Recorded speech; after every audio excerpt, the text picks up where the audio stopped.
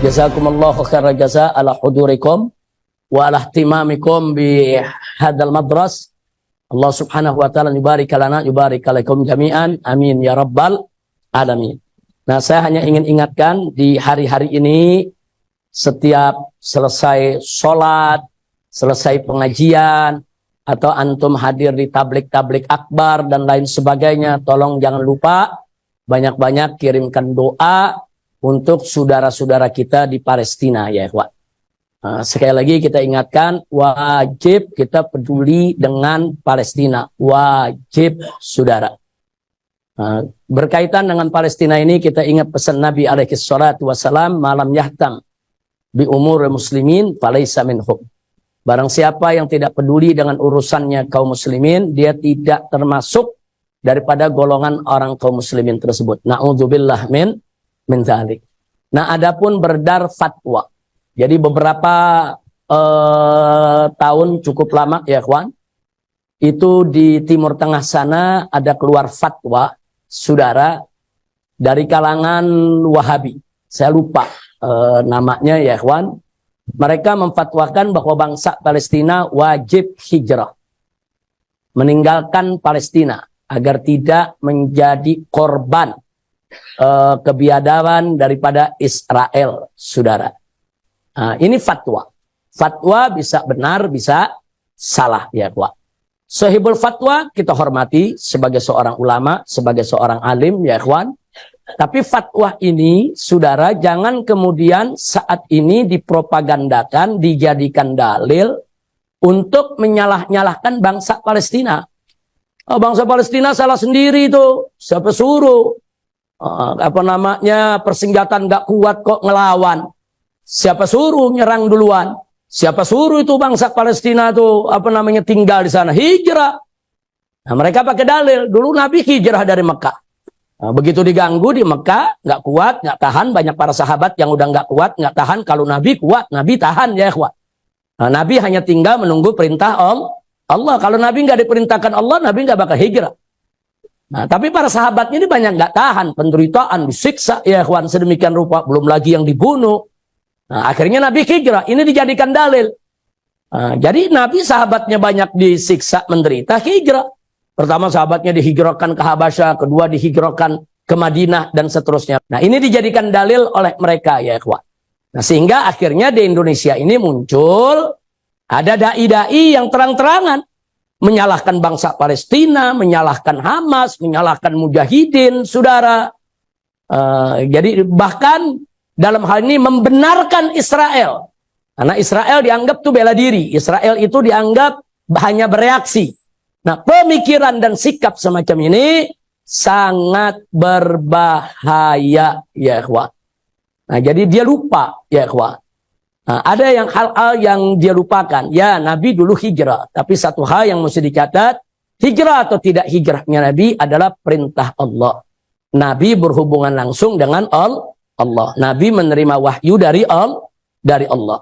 Allah perintahkan hijrah. Kalau Allah perintahkan nggak hijrah, Nabi nggak hijrah. Yang kedua, selama di Mekah nggak ada perintah. Kalau Nabi itu mesti perang melawan orang kafir Quraisy. Andai kata saat di Mekah ada perintah jihad, Nabi bakal jihad sahabat di Mekah ya kawan. Nggak ada perintah jihad. Perintah jihad itu baru datang setelah Nabi hijrah, saudara. Tapi sungguh pun begitu, di Mekah bukan nggak ada perlawanan. Beberapa kali umat Islam melawan. Nah, contohnya pada saat Nabi dikepung mau dibunuh, pemuda-pemuda Bani Hashim dan Bani Muthalib kumpul, bawa pedang semua. Ratusan pemuda jaga rumah Nabi ya ikhwan. Ditantang orang-orang kafir. Dan menariknya saat itu Bani Hashim dan Bani Muthalib yang muslim maupun yang kafir bersatu bela Nabi.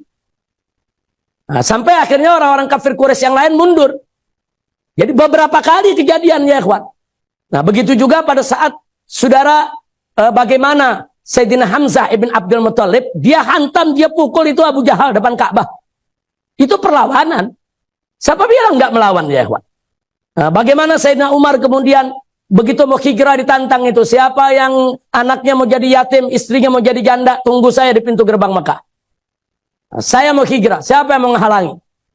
Nah, jadi masing-masing orang ini ada yang berani, ada yang kuat, ada yang lemah, ada yang nggak punya keberanian, saudara, beragam. Tapi bukan mereka nggak ngelawan. Nah, kemudian bagaimana Sayyidina Abu Bakar Siddiq radhiyallahu taala anhu dengan hartanya, saudara, dikit-dikit beli budak, dikit-dikit beli budak, dikit-dikit beli budak, dibebasin tuh budak. Itu jihad juga, memerdekakan umat Islam daripada perbudakan. Jadi bukan nggak ada perlawanan, karena saat itu perintah dari Allahnya yaitu merdekakan budak, saudara. Itu perintahnya. Memberi makan anak yatim dan lain sebagainya. Perintah jihad belum ada. Kalau sudah ada perintah jihad, yakin Nabi berjihad di kota Mekah, ya kuat. Tapi memang, saudara, fatwa tadi boleh saja kita jadikan dalil untuk apa? Untuk menyelamatkan yang lemah. Mungkin yang nggak tahan serangan Israel, kalau mereka mau keluar, silakan. Jangan diharamkan juga mereka hijrah. Jangan diwajibkan mereka hijrah, jangan juga mereka diharamkan. Karena nggak semua orang juga mampu untuk menahan serangan begitu, saudara. Nah, itu yang kedua yang ingin saya ingatkan. Jangan diharamkan. Kalau memang ada bangsa Palestina yang mau berhijrah ke negeri lain, silakan. Dia nggak mampu di negerinya, mau bilang apa? Dan ada bangsa Palestina yang sekarang hidup di Saudi, hidup di Yordan, hidup di Mesir, banyak.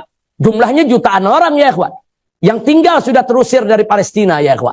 Tapi ada juga bangsa Palestina yang tetap ingin bertahan di negerinya. Nah, jadi yang bertahan benar, yang hijrah juga benar. Masing-masing sesuai dengan kemampuan. La yukallifullahu nafsan illa usaha. Jadi jangan kita nyalahkan yang hijrah, jangan juga nyalahkan yang tidak hijrah. Kira-kira jelas tidak? Nah, kemudian baik, berikutnya lagi, saudara. Kita bicara hijrah sekarang. Apakah bangsa Palestina yang hijrah itu sudah bahagia? Enggak juga kok. Banyak mereka sekarang hidup di negeri lain, akhirnya berurusan soal imigrasi, berurusan soal kewarganegaraan, berurusan soal sulitnya mencari kerja. Bahkan saat ini banyak pengungsi Palestina, saudara, kewarganegaraannya nggak jelas. Hidup di pengungsian banyak. Siapa bilang mereka nggak berhijrah? Bahkan dulu mereka hijrah. Punya ada perkemahan di Lebanon Selatan namanya Sabra dan Kastila, saudara. Antara Lebanon sama Syria. Itu masuk pasukan Israel, dibantai semua. Sudah hijrah, jadi pengungsi, tinggal di tempat pengungsian. Dibunuh sama Israel. Jadi jaminan apa kalau hijrah nggak dibunuh sama Israel? Jaminan apa kalau mereka keluar dari Palestina nggak dikejar? Buktinya kemarin Israel mengumumkan bagi mereka yang mau selamat di Gaza sebelah utara supaya pindah ke Gaza Selatan. Di selatan mereka nggak bakal diganggu. Rame-rame nih orang kampung, saudara. Bikin barangnya bawa ke atas rak. Rame-rame mau pindah ke selatan. Di jalanan dibom, puluhan mati. Nah, jadi yang mengatakan mereka wajib hijrah, saudara, juga mesti memikirkan mereka hijrah kemana. Siapa yang pelihara mereka? Siapa yang jamin hidup mereka? Apakah yang mengeluarkan fatwa yang mau jamin hidup mereka? Apa sekarang yang mengatakan wajib hijrah? Apa dia sudah sediakan tempat untuk Palestina ini berhijrah? Hijrah kemana? Mau lompat ke Mesir aja ditutup kok perbatasan. Anda tahu kemarin Presiden Sisi bilang apa? Nah, bilang itu orang-orang Gaza itu ditaruh aja di gurun. Supaya nggak jadi korban serangan Israel. Nanti kalau serangan udah reda, gencatan senjata, baru balik lagi.